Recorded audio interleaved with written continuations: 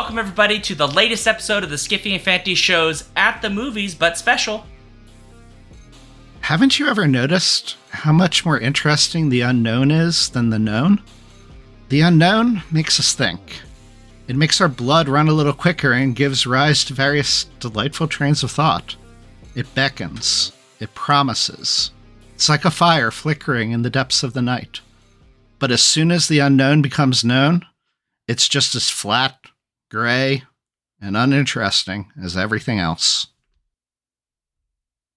Oh, okay, Daniel. Little philosophical today. Just a smidge. Okay. Well, I'm Shaun. I'm Daniel. And on today's show, we are discussing Grigori Kromanov's 1979 Estonian film adaptation of Dead Mountaineer's Hotel, the 1970 Russian detective science fiction novel by Arkady and Boris Strugatsky. It stars, actually I realize I'm going to butcher these names, so I will do my best here. Aldis Pusidis, Yuri Yarvet, Lembit Peterson, Mick McIver, that's a fun name by the way, and many others, with cinematography by Yuri Silart and music by Sven Grunberg. The music's also really fun, I would just note. It is. Definitely a favorite of this. So newly restored in 4K by Deaf Crocodile in collaboration with the Estonian Film Institute and Film Archive. It was recently released in limited edition, and I'm assuming will also be available again soon through Deaf Crocodile and retailers.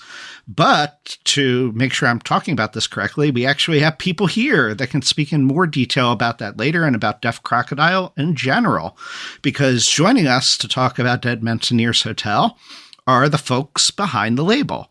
First, we have Dennis Bartok. So welcome, Dennis. Thanks for having me on board. I really appreciate the invite. Thank you for joining us.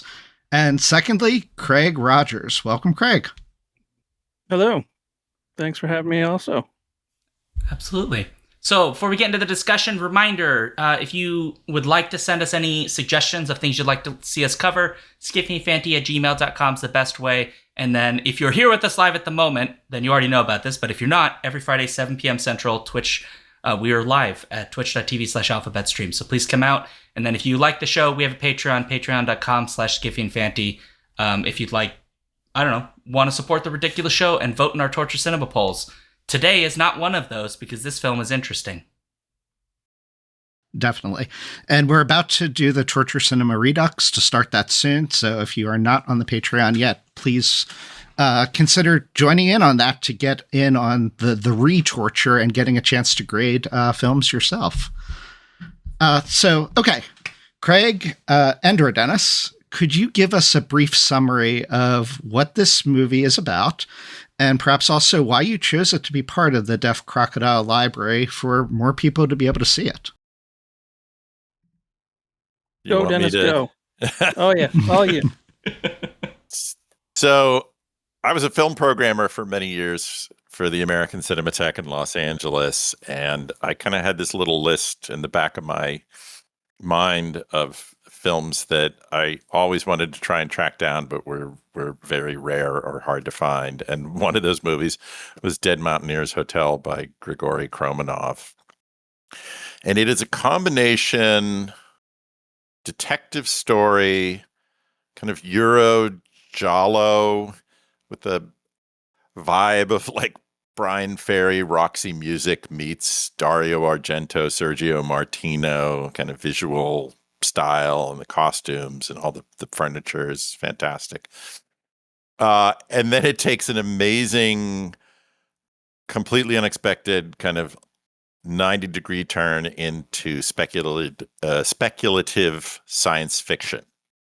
So it's a mashup of all of these crazy genres. As you two said, it's based on a novel by the Strugatsky brothers, who are best known for writing the source novels or stories for Stalker and Hard to Be a God.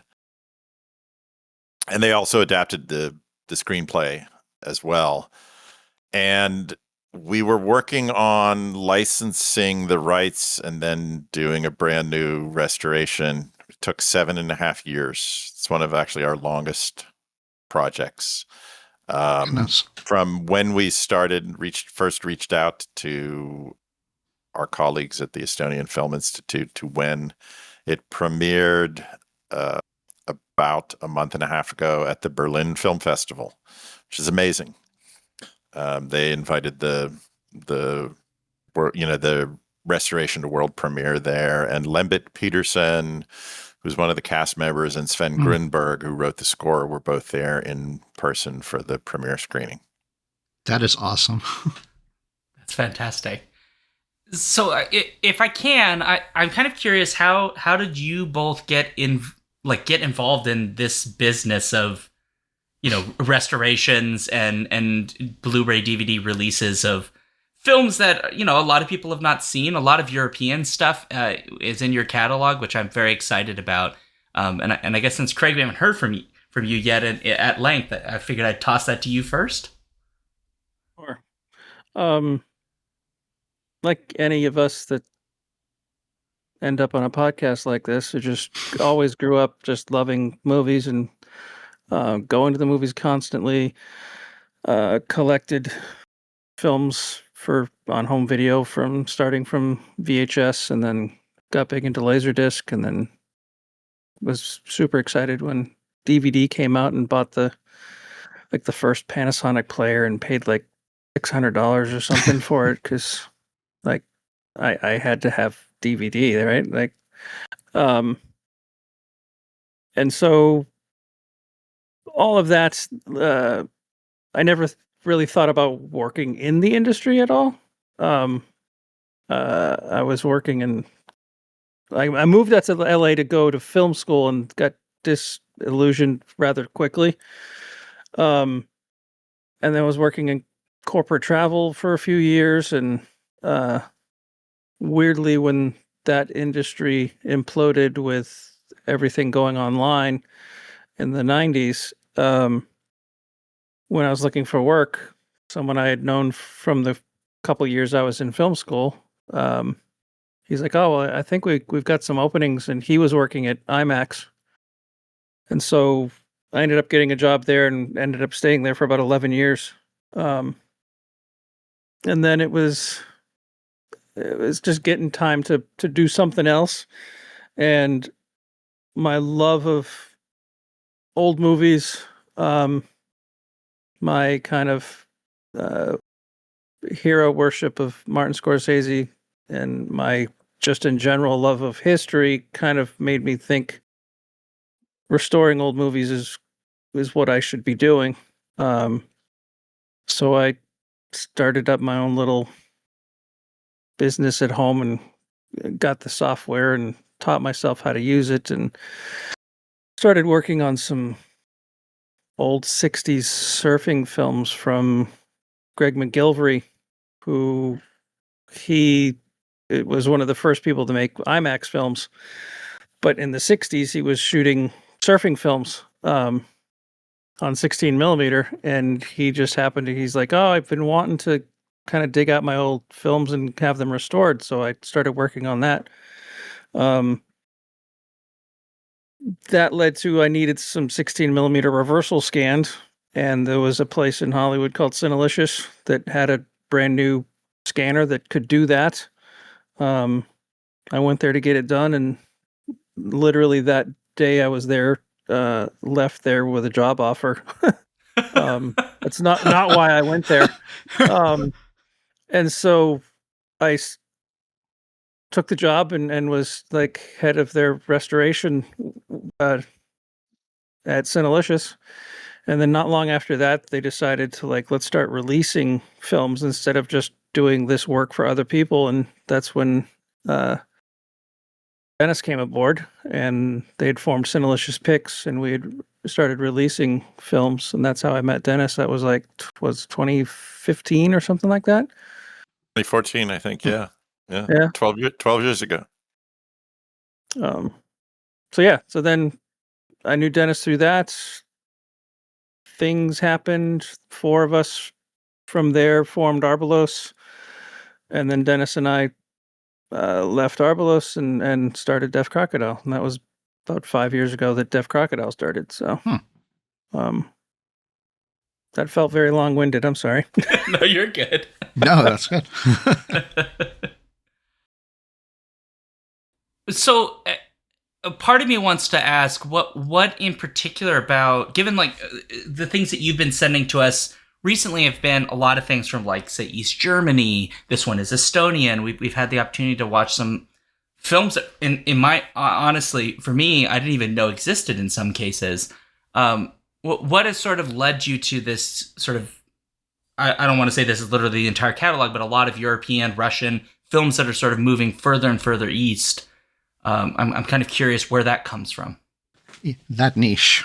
Yeah. It's funny. We did not set out to focus on or specialize. And in fact, we have films from India and Southeast Asia in our catalog, and we're working on restoring a lost Mexican animated feature right now, and films from France and from Ireland and from Finland. So it's not exclusively, but yes, we do have a lot of films from Eastern Europe, and I think it just so happened there are a lot of really amazing kind of art house genre movies that got released there that for one reason or another have slipped through the cracks of film history.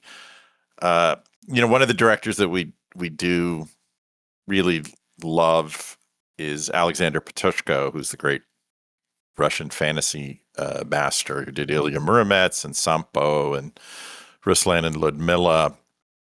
And I've just been a huge admirer of Petrushko's work for almost 25 years. I organized a retrospective of his films when I was the head of programming for the American Cinematheque in Los Angeles. Another film that we are just finishing restoration on in a collaboration with the British Film Institute in London is Val Guest's truly insane 1970 pop sci-fi musical Tomorrow, starring a 21-year-old Olivia Newton-John in one of her very first film roles. And likewise, I knew Val through the Cinematheque. He was a dear friend of mine the last years of his life. And in fact, we screened the film twice, once with Olivia Newton-John in person at the Cinematheque.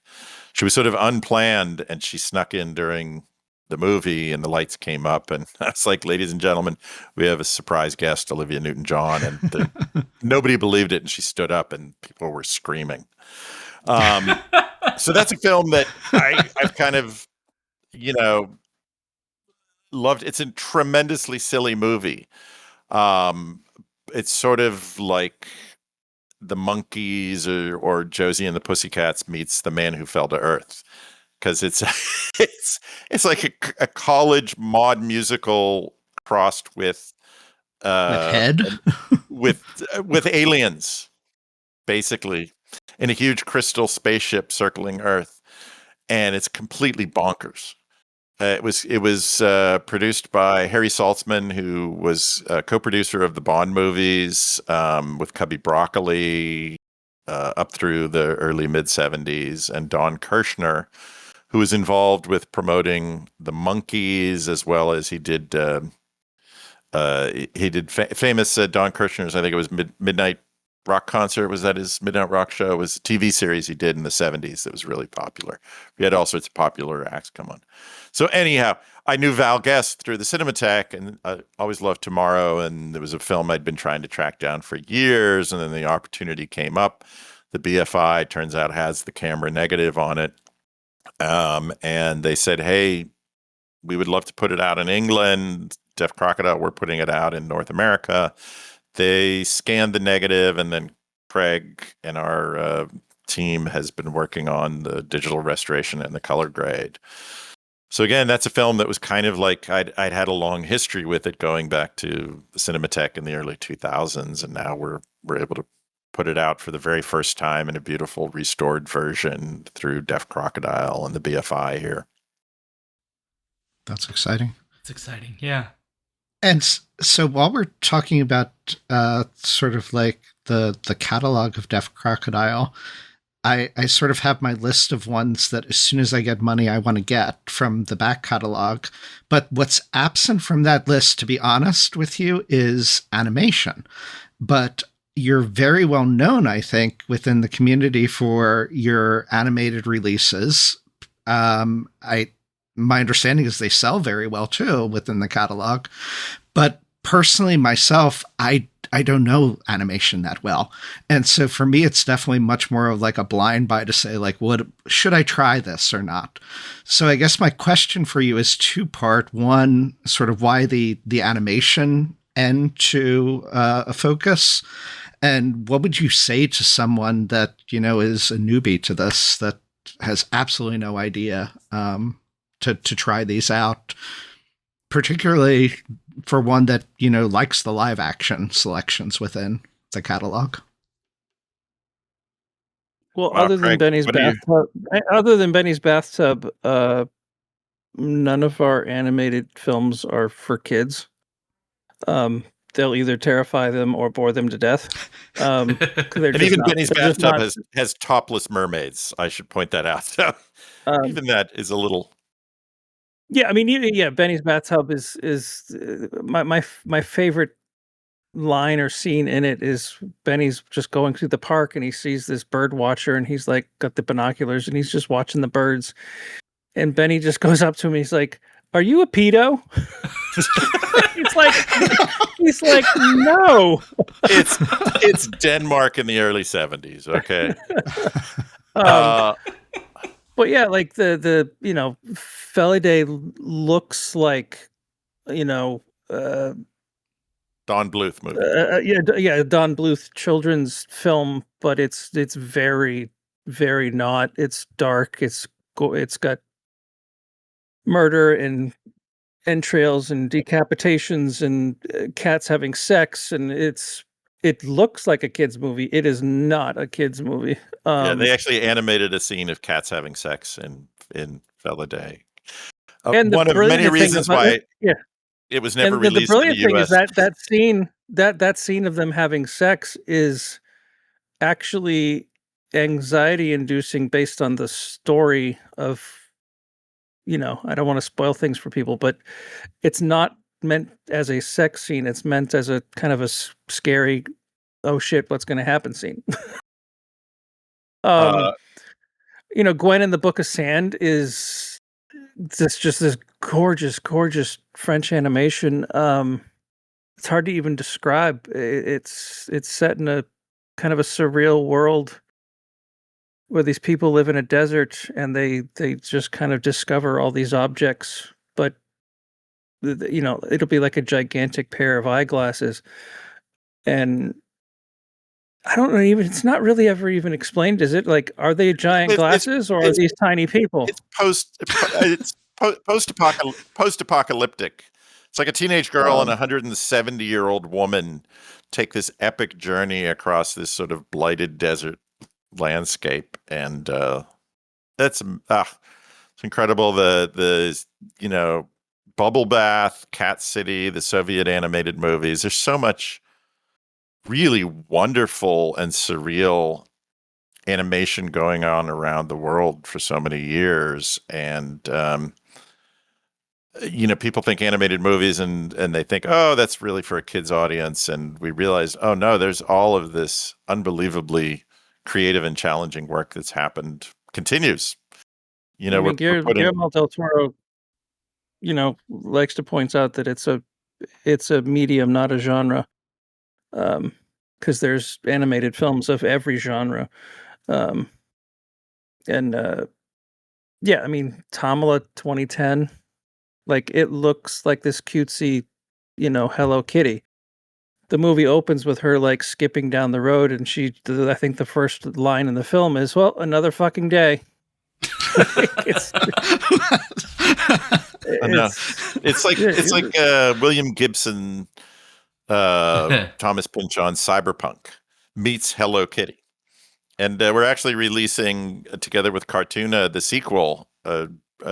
Brand new Tamala movie, Tamala 2030, A Punk Cat in Dark, later this year, and it'll come out early next year on physical media. So, you know, we just love stuff that is really visually unique. Craig, I know, loves working on restoring analog, kind of classic hand-painted, hand-drawn animation. You should tell him Felidae. There's like a couple. Isn't there one moment with a fly that kind of landed on one of the animation cells? That's actually, it's weird that that's happened on two different films, but yeah, they they lay the cells down and layer them, and then with a basically still camera, take a frame at a time, and a fly landed on the cell when they took the picture. So there's a bug like on the frame. I can't remember. There was. I can't remember what the other film was. It's happened twice. Son of the White Mare. So do you keep that? Keep that in? Oh, for sure, absolutely. I mean, I remember when we were restoring the last movie, the Dennis Hopper film, and this is the case with almost anything that's shot outdoors. There's insects everywhere.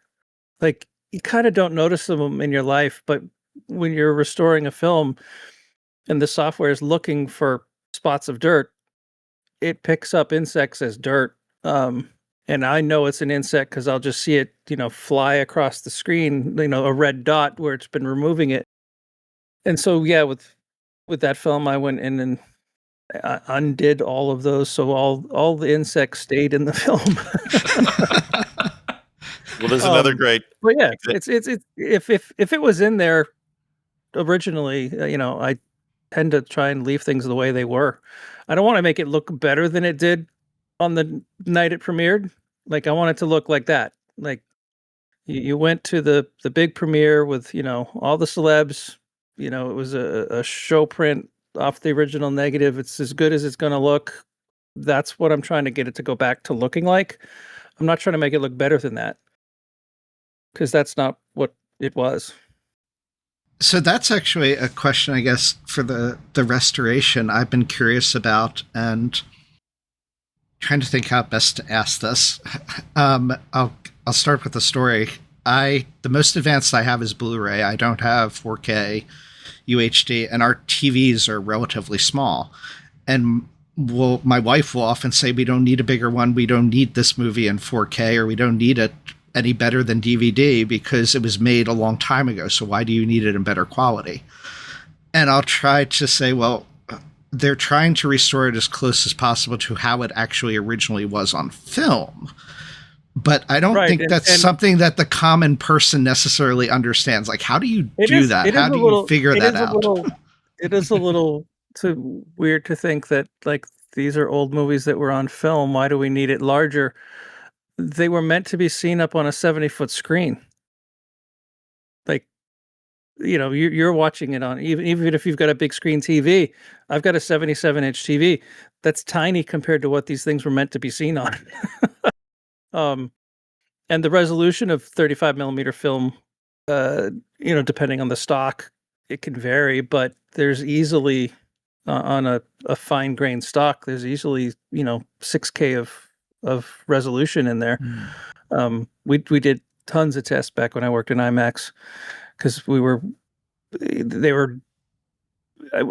I was there was the peak of them releasing films from Hollywood on IMAX, and we worked a lot with Christopher Nolan because he wanted the image to look as perfect as possible. So he would shoot a lot of stuff with the old, the film IMAX cameras, but there were certain scenes that for whatever reason he had to shoot on 35 millimeter.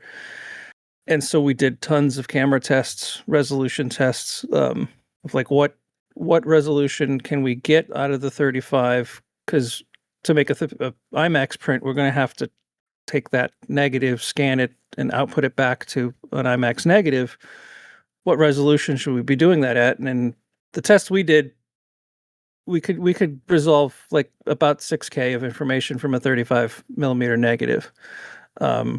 So yeah, there is more resolution than 4K if it was original negative, and it was originally meant to be seen in a theater on a giant screen. So So yeah, you do need a bigger TV, and you do need 4K.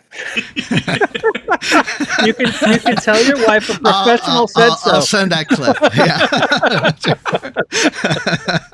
Send the bill for your new $2,800 4K TV and 4K UHD player to Craig Rogers.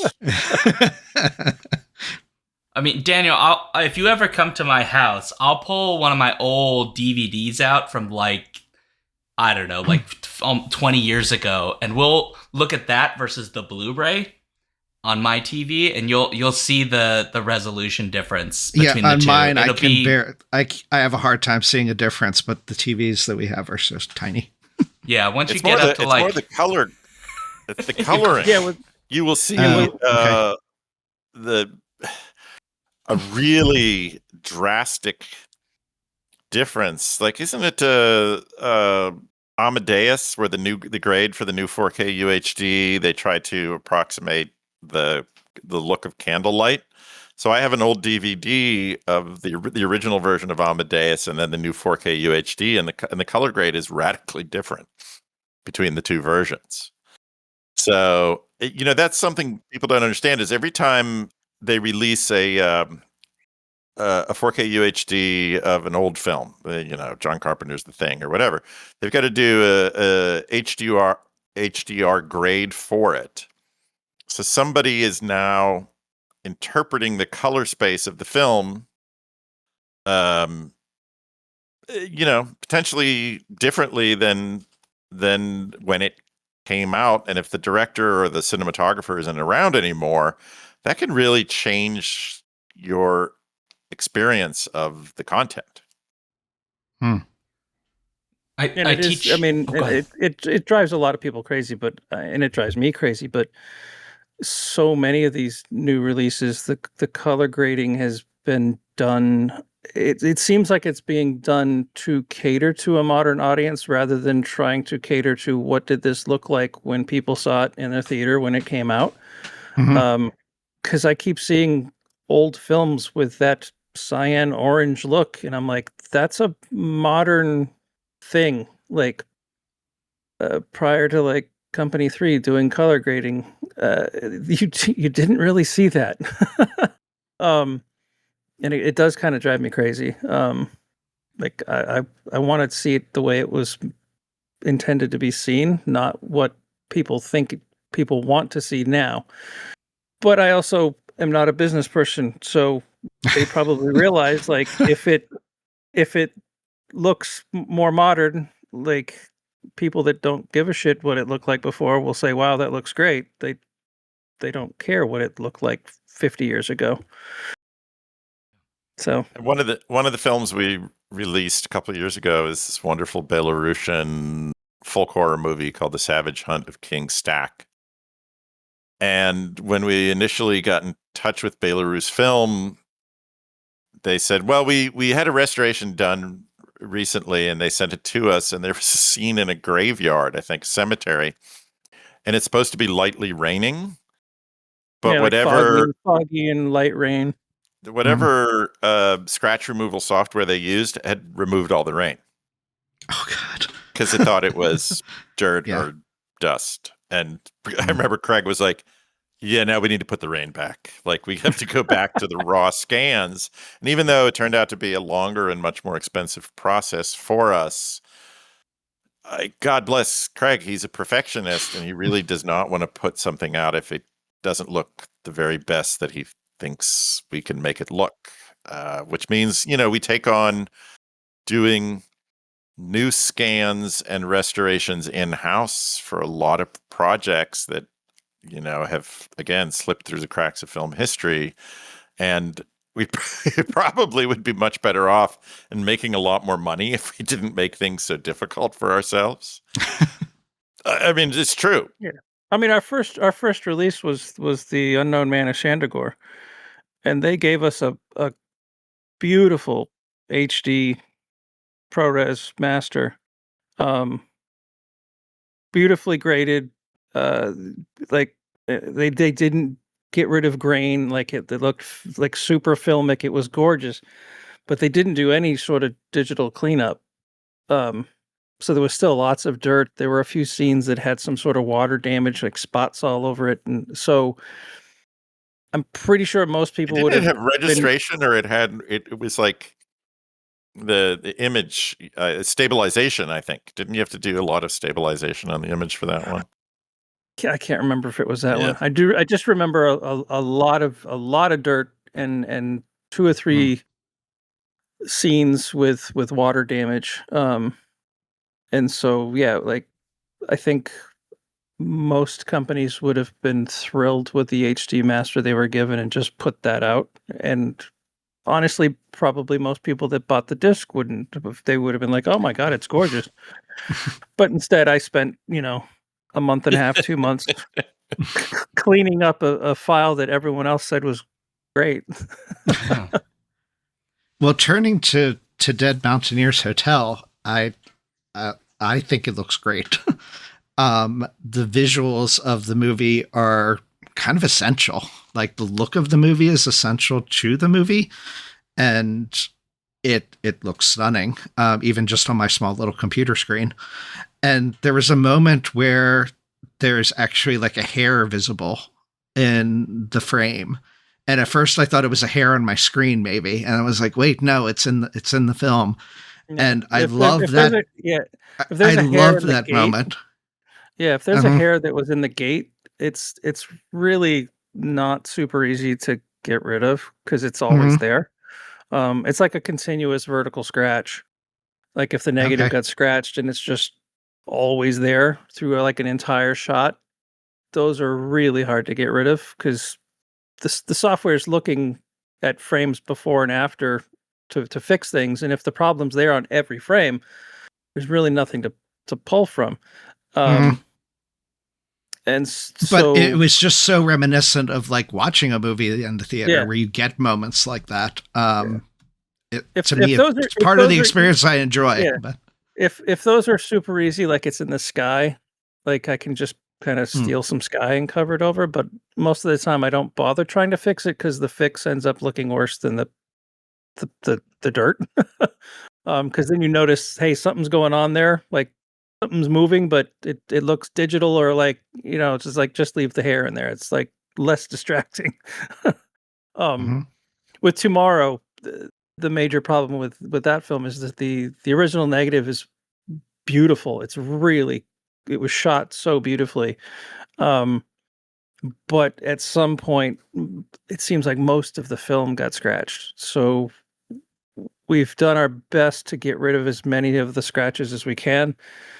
There's still some that we left in because we couldn't get rid of them. And then there are some sections of the film where it was so badly scratched we had to use a print for those sections. And Tyler Fagerstrom, who does our color grading, is so damn good. He did a really commendable job matching the print elements and the original camera elements. I mean, you'll notice a difference in grain structure and whatnot, but the color matching is really, really good. It shouldn't be too distracting. But we wanted to use the original negative as much as we possibly could because it looks so good.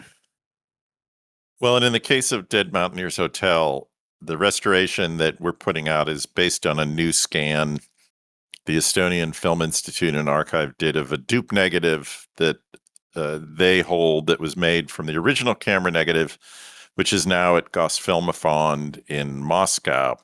So Estonia was under Soviet control. It was part of the Soviet Union in the late 70s when the film was made.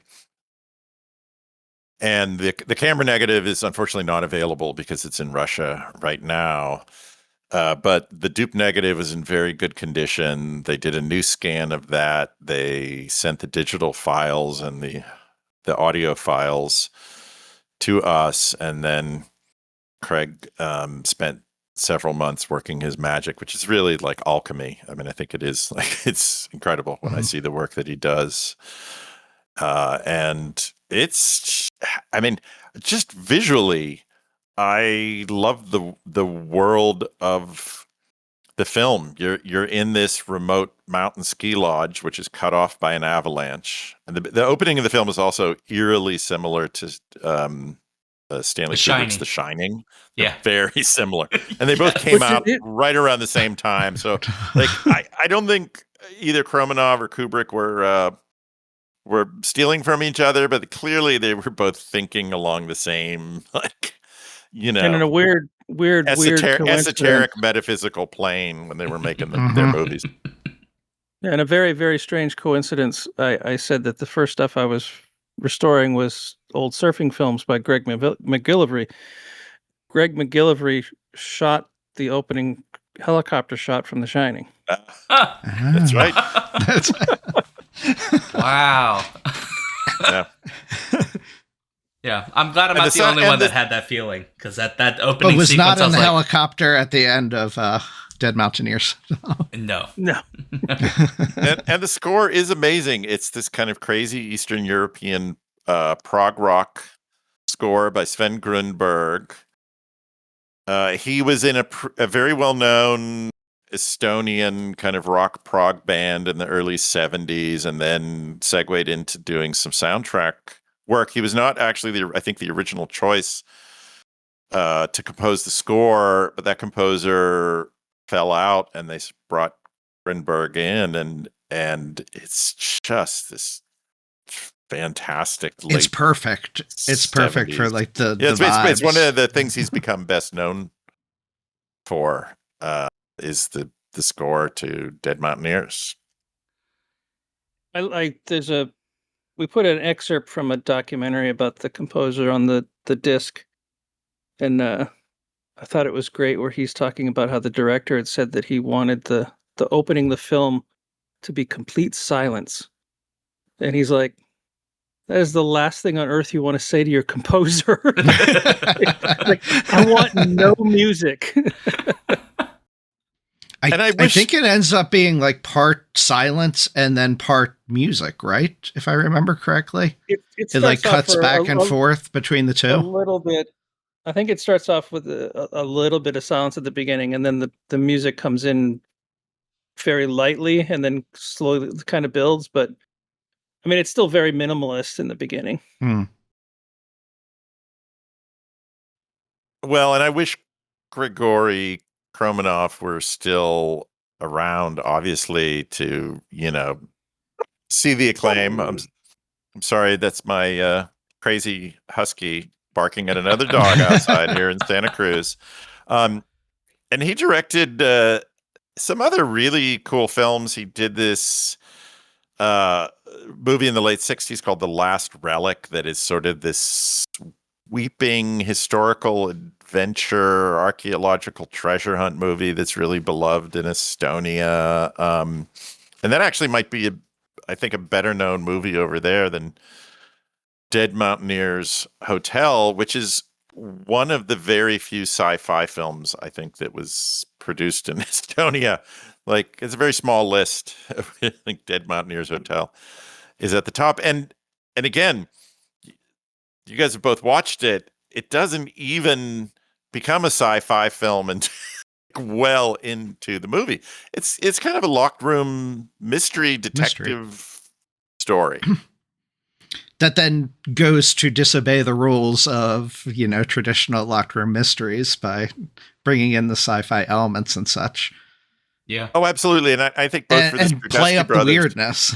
Yeah. And I think they were much more interested in the weirdness than they were in. I think there's a quote from the Strugatsky brothers where they said that they were not interested at all in doing a traditional mystery, sort of a la Agatha Christie, where there's a bunch of characters, and you always know it's the killer is going to be the character that is least likely to be the murderer, right? Mm-hmm. And in a Dead Mountaineers Hotel, I defy anyone who hasn't seen it before to predict from the beginning of the movie where you're going to wind up at the end. There's no way to suss out the clues because they're just not interested in that. That's not what I think fascinated them about this story. So it is really labyrinthine. Both the atmosphere and the narrative are really, it's like a puzzle box movie, and I love those kinds of stories. It feels like a sadistic escape room, is what it feels like. Yes. Because everything is very... Excellent way. Yeah, like steal that. The way that so much of it is shot, right, in like, we're in the mountains, and you'll see outside shots that are, incredibly bright. The sun's out, but when you're inside the building, even when windows are opened, the rooms are still, like, cast in so much shadow. And even, like, the dance sequence with the progressive rock music, which is actually a lot of fun to listen to, right? So It feels very seedy and kind of like you've, like, gone into a basement, like, pub to dance. And that is throughout, I feel like, the film. So when I say sadistic escape room, I mean, except for the fact that they literally can leave at any time, they just will go freeze to death in the mountains. It just feels very claustrophobic in really uncomfortable ways at times. And there's something it's disconcerting as well. Yeah. In terms of, like, the faces, like, all of a sudden, like, you have a cut to some other character. It's like, where the hell did they come from? Why are they there? Who are they? Like, who is this? Yeah. I've watched it multiple times now, and even I am hard-pressed to describe the actual plot of the film, which is actually something I really like about it. I agree. That you can lose yourself in it. And we have some brief archival footage on the Blu-ray of the camera crew, and even though they were up in the mountains and it was, huge, snow drifts up there, I guess the sun was so bright and reflecting off of the white snow that they are bare-chested. They're shirtless. Oh. They're walking around like up to their waists in snow, and they're all bare-chested. And I was like, I think because they were, like, so hot, also moving camera gear around, and so it must have been completely surreal experience for them. So, yeah. It's definitely a very surreal film. It definitely fits the experience of this film. I mean, when the science fiction element shows up, I think the moment it hits, my reaction was kind of the detective's reaction, which is like, no, this is nonsense. Like, this doesn't make any sense. But then it continues, and you're like, but maybe they are what they say they are. No, for me, there are some parallels to The Man Who Fell to Earth. Nick Rogue's a fantastic kind of 70s, alien movie with David Bowie and Candy Clark, which I really love.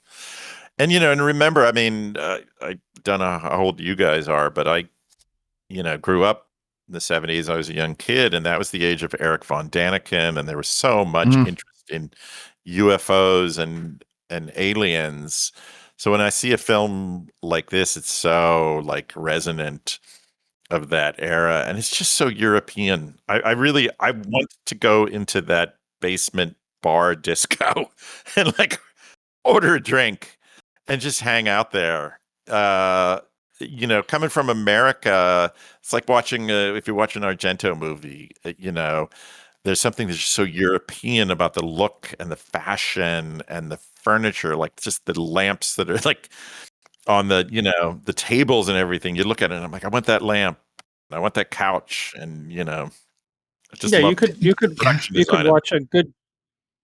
could watch 30 seconds of this film without anyone speaking a word and know this is not an American film. Like, just visually, It's yes. Yeah. And also, I didn't pick up on the Giallo connection as I was watching it, but it totally is in that style. And even though not Giallo in terms of, like, plot or having horror elements or, like, gross out kills or something. Yeah, content. Yeah. It's the vibes. It's not the content. And it's very much also like, Giallo is sort of defined by, like, the psychology that's kind of bizarre and doesn't have a logic to it, or is not irrational. There's not necessarily a rationality to it. And this is totally about that too, right? Yeah. Yeah, very dreamlike in Giallos. And this is as well. It's very dreamlike. Yeah. to its strength. I'm glad you guys are into it. Again, we spent 7.5 years, and we didn't, we don't have any pretense that we were involved with the making of the film. Our job is to try and present these wonderful films in the best possible light, and hopefully as close to what the filmmakers would have intended. And I have to say, for the filmmakers who are still with us, when we hear from them and they're happy with the work we've done, that is incredibly gratifying. Like, we've got messages from Jerzy Barda, who is the great Czech animator and director of the Pied Piper, and he saw the Blu-ray release that we did of that and a number of his short films, and he said, God bless you, it finally looks like I intended it to look. Or Norbert Pfaffenbichler, who did this amazing trilogy of subterranean post-apocalyptic mutant monster movies, the 2551 trilogy. And they're brand new movies, and they were all shot silent. So they're modern silent movies, no dialogue, no title cards. And they're incredibly strange and wonderful. And he received copies of the Blu-ray set and sent an email, and he said, "This is the best thing that's ever happened to me." And I was like, oh, that's just, makes my heart sing to hear that the filmmakers are happy with the work we've done in terms of the packaging and the presentation, the way the film looks on screen, no matter what size. And I don't think you have to get the big 72-inch screen. Don't listen to Craig. No, 77. It's going to be 77. 77. Well, I have the signals in the Dust of the Stars that we had watched earlier. I got the set of that when there was a re-release of that for you guys. And so I need to watch that now again and we'll see how it looks on my screen. But maybe I'll take it to a friend's house and then also watch it on a really big screen. I love In the Dust to share it with others. Oh my God. Yeah. That is a really great movie. That's so fantastic. And all the kind of glam rock fashions in that, this sinister guy who kind of looks like he's like, auditioning for Bowie's, Ziggy Stardust tour or something. It's fantastic.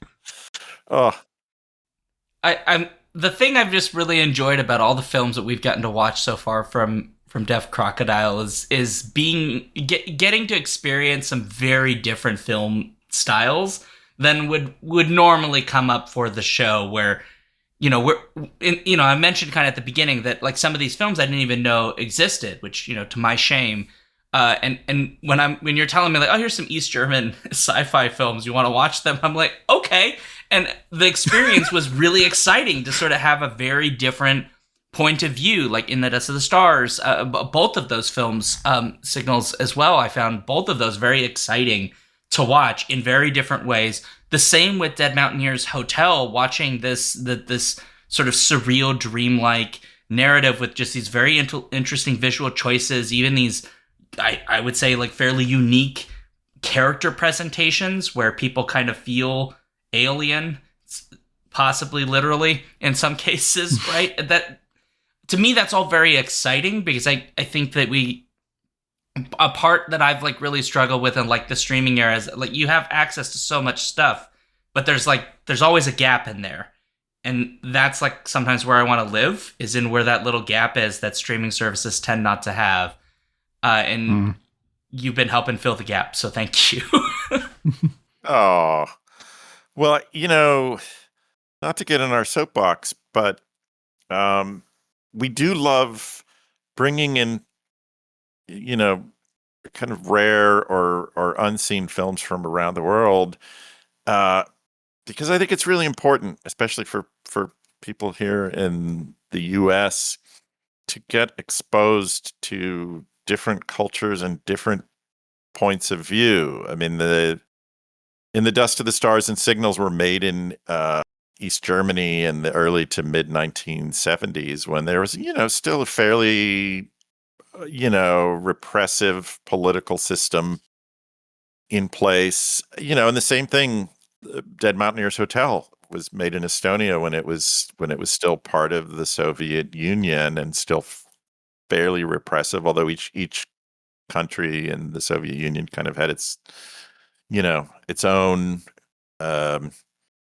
national government, and some were more or less permissive. But we're putting out, actually, April, a series of 5 East German fairy tales from DaVinci Studios, and they are incredibly weird and wonderful, including 2 directed by the director Gottfried Kolditz, who did Signals and In the Dust of the Stars, 2 of the films on the set, a version of Snow White, and oh my God, this insane adaptation of Frau Holle, which kind of looks like Pee-wee's Playhouse behind the Iron Curtain in the early 60s. It's so strange and artificial, or like Sid and Marty Krofft, like Lidsville or H.R. Puffin stuff. And there's so much creativity that was going on around the world, continues to go on. And a lot of people are like, oh, I don't want to watch movies with subtitles. And I was like, give it a try. Open yourself up to these amazing films and filmmakers from around the world, and just like expand your horizons a little bit, because you'll see wonderful things. I agree. Yeah, amen. Or the silence movies, etc. Yeah, things that are different. Or 2551. There's no subtitles. Yes, absolutely. You can watch a foreign film with no subtitles. Mm-hmm. Yeah, or like last October, we put out 2 films by a pioneering German-Jewish director and screenwriter, Henrik Galeen, who is just now starting to get his due. So he wrote Nosferatu, and he wrote Waxworks, which were 2 of the pioneering German silent horror films, and he wrote and directed the original version of The Golem, another famous film. But Henrik Galeen is not a household name among film buffs the way that Murnau is, or Fritz Lang, or a lot of the other filmmakers of that era, and he really should be. And we put out 2 amazingly strange and twisted films that he directed, Al Raune and The Student of Prague. And to be able to, and Galeen died a number of years ago, but to be able to kind of like spread the gospel about how wonderful and groundbreaking his work is really amazing.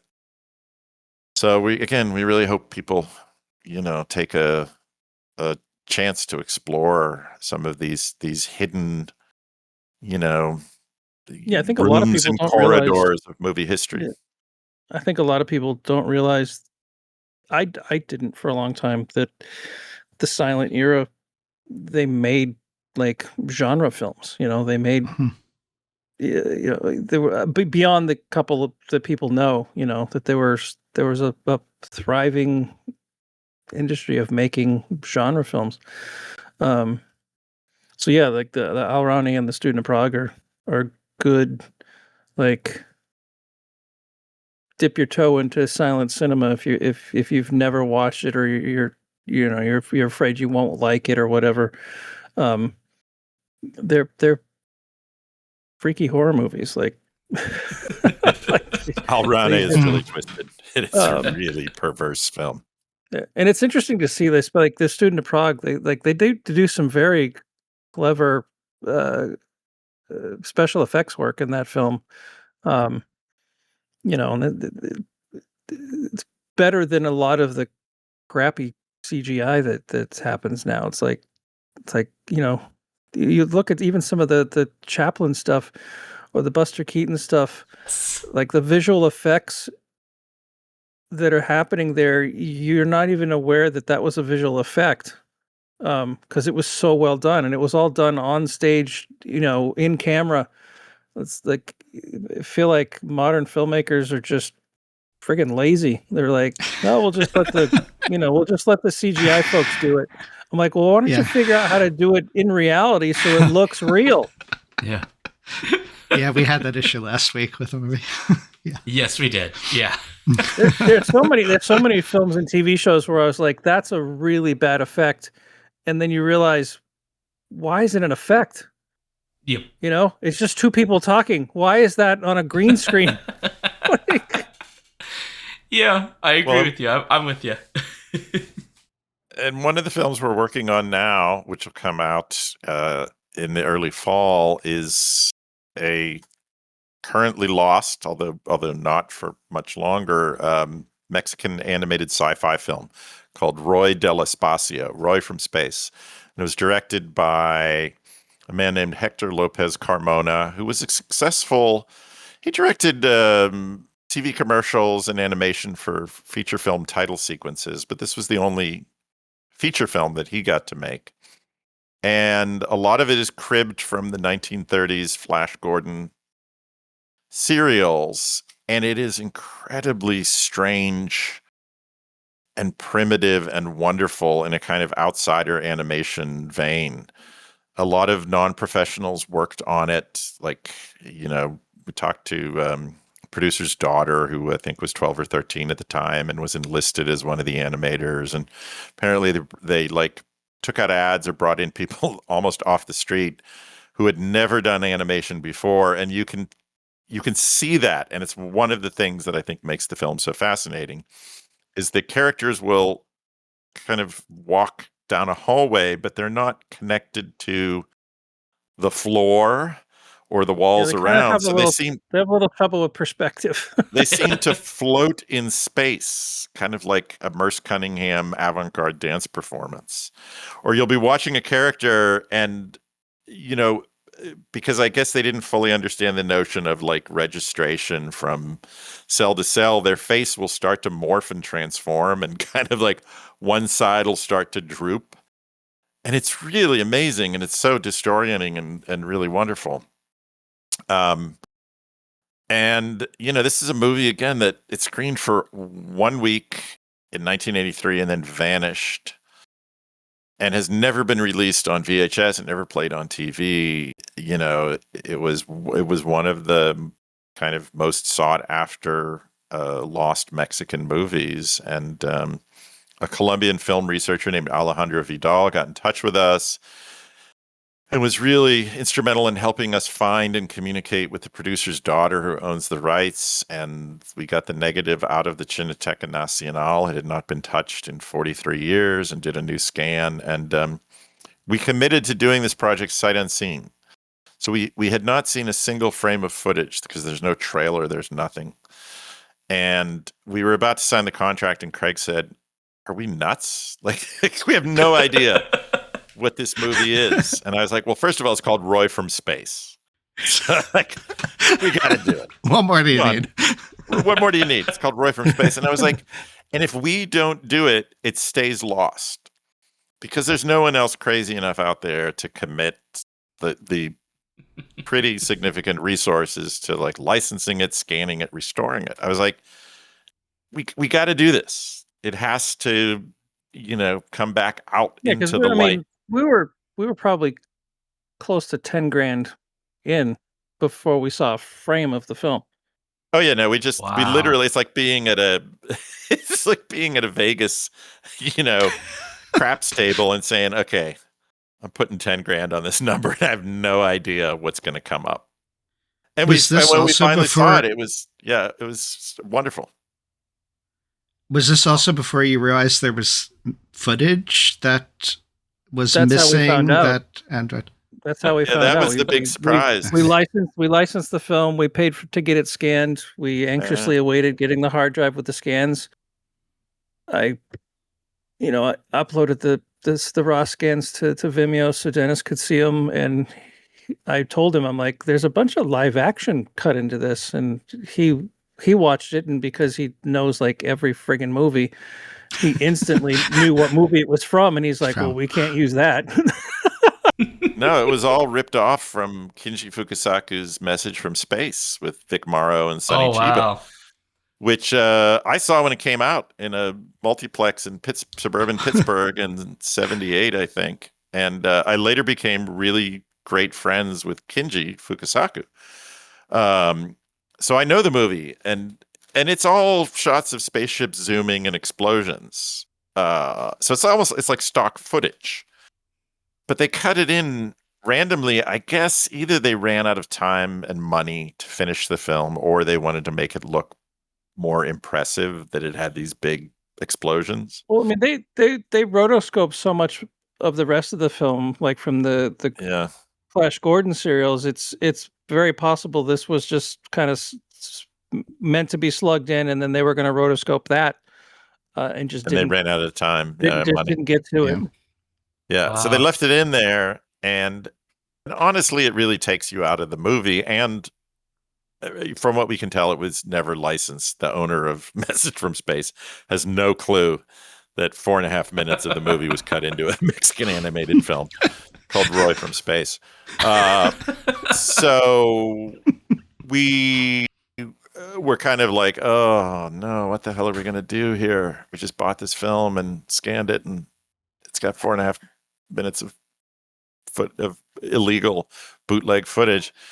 And we thought, okay, why don't we replace the footage with new animation in the style of the original? And we found a pair of wonderful animators, Isabel Aspen and Brian Smee in Los Angeles. And they were up to the challenge amazingly. And they did old 2D analog, like DIY cell animation for it, and it looks fantastic. And honestly, that's perfect. If you didn't know that it wasn't originally in the film, people probably would not know that it's new animation, because they did such a great job of sort of matching the feel and the vibe of the original. And I mean, it's something, we couldn't have released the film as it was. So obviously we don't want to alter a movie significantly, but I'm hoping that Hector Lopez Carmona, if he were here, would actually approve, because it feels much more consistent with his vision and the style of the rest of the film than a movie with 4 minutes of live action zooming spaceships just slugged in, which just doesn't really doesn't fit. It takes you out of it, because the spaceships don't look anything like the spaceships in the animation. You're like, wait, where the hell are we?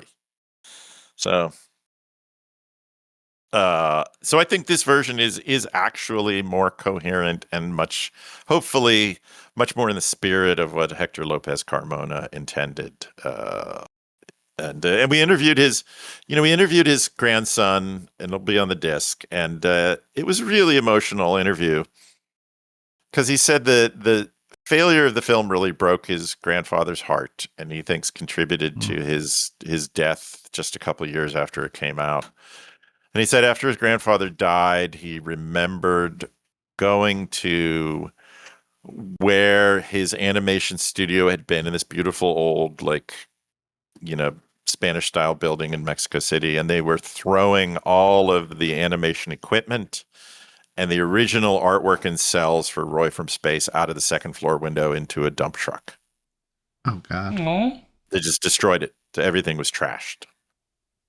And as far as we can tell, no original animation cells survived from Roy from Space. The only thing that apparently survived is concept artwork that the director created for the poster, which they didn't use, although we have actually used that now because we've shared it with some contemporary artists. One of them is Gilbert Hernandez, who's famous for Love and Rockets, and they've kind of redone and reinterpreted that for the artwork of the release. So for one of the slipcovers, or that's actually going to be on the official release. Okay. Craig, maybe you could talk about this, the Kickstarter slipcover. Yeah. The Kickstarter slipcover is done by Haley Buck, who's been doing all the covers for our Treasures of Soviet Animation series. And she did a beautiful, beautiful job. So that slipcover is only available through the Kickstarter. When the film is released, we'll have the slipcover from Gilbert Hernandez. And then there's the standard edition that'll come out with no slipcover. But the Haley Buck one will be only available on the Kickstarter. So we'll see how many people order. That's how many we'll order to get printed, and won't be any more. So yeah, please go to the Kickstarter and look up Roy from Space and help us pay for this thing. Well, I have It helped. it was not a cheap project. I have already helped. I'm a backer. Thank you. So you're Well, thank you. welcome. Thank you so much. And I will say the first 10K we threw down at the craps table was only the beginning. It's a lot more expensive. But, Yeah. I still think Craig feels I'm crazy for having talked him into this, but I'm so I know you're glad. crazy. I'm so glad we took the leap because it's a film that should not be lost. It should be seen and really enjoyed. It's really entertaining. It's completely bonkers. So I can't wait to share it with you guys. I think you guys are going to love Looking it. forward to it. Oh, I'm looking forward Great to. score. Great, Yeah. great, I weird synth score too. Yeah. I just rendered the ProRes master for tomorrow, so that means I am ready to jump immediately right into Roy from Space, because that's the next one with the deadline looming. It's as we speak, actually, on this podcast, he's probably starting on. Yes. He's like, okay. Frame 1. Here we go.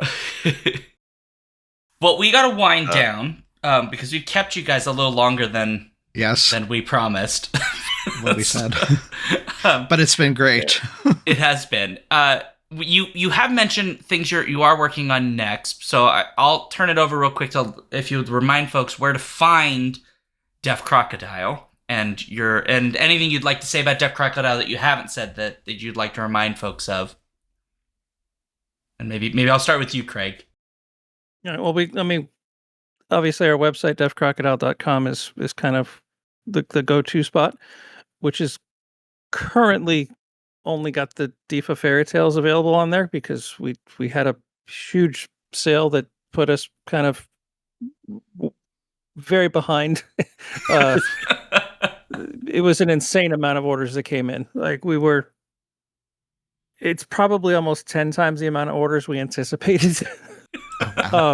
So to try and make sure that people get their stuff as soon as possible, and then it doesn't just create this backlog of people are just ordering stuff now, and they're like, well, why is it taking so long? Is it because we're still shipping the sales stuff? So right now there's not a whole lot on the site, but typically you'd go to deafcrocodile.com and all of our films and deluxe editions and standard editions and merch and all that fun stuff is all there. Right now, the key thing is the Roy from Space on Kickstarter, so folks should head over there. Which reminds me, I probably should put a link to that on our website. Might help though. So yeah, I'll add that to my to-do list. But yeah, and then all the normal social media places. Our guy Chris keeps that pretty lively and fun with lots of posts. And then if you're a Romero's Club member, which it's the cheapest thing is $50. You pay $50, but you'll get a $50 store credit, so it really doesn't cost anything.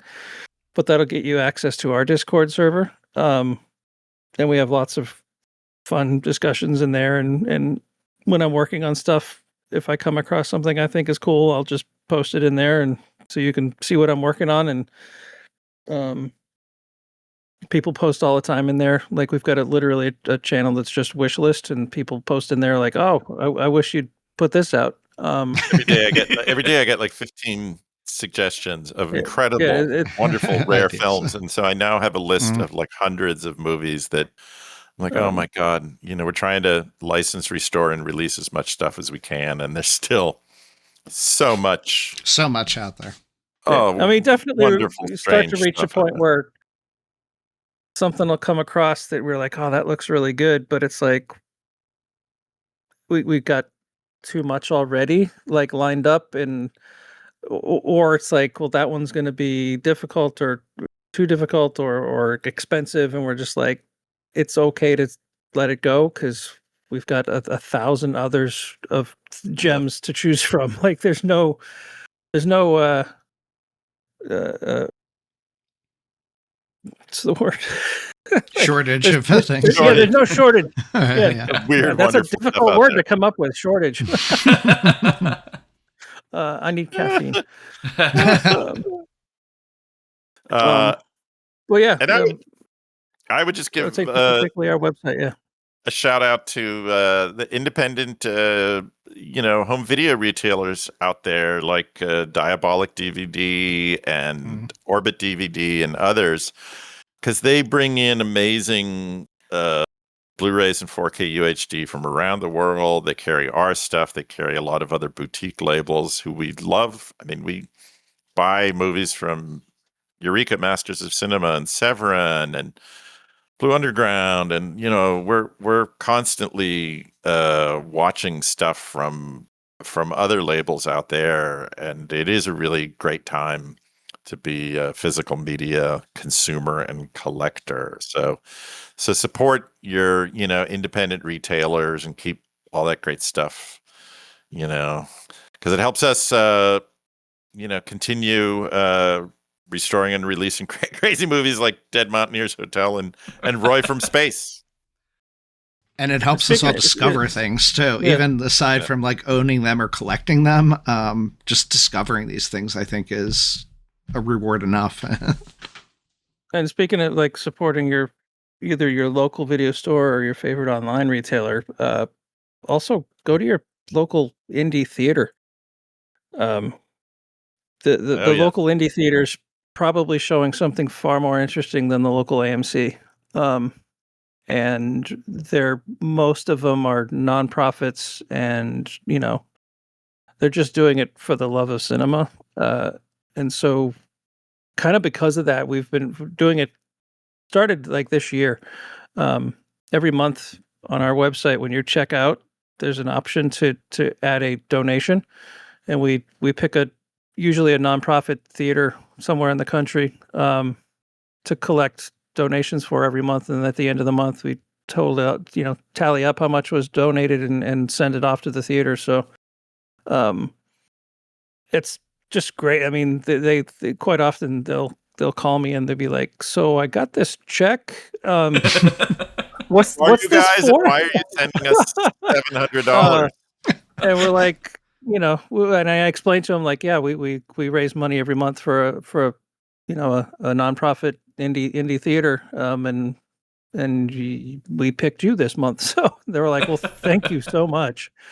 And I worked in nonprofits for many years in LA, and I don't think I ever got a check out of the blue for $600 or $700 from a boutique Blu-ray label. So we're really glad that our audience are willing to support independent movie theaters and keeping movies on the big screen where they really do belong. Like we never want to like replace or supplant the experience of going to a movie theater. It's just a different way to enjoy all this amazing stuff from around the world.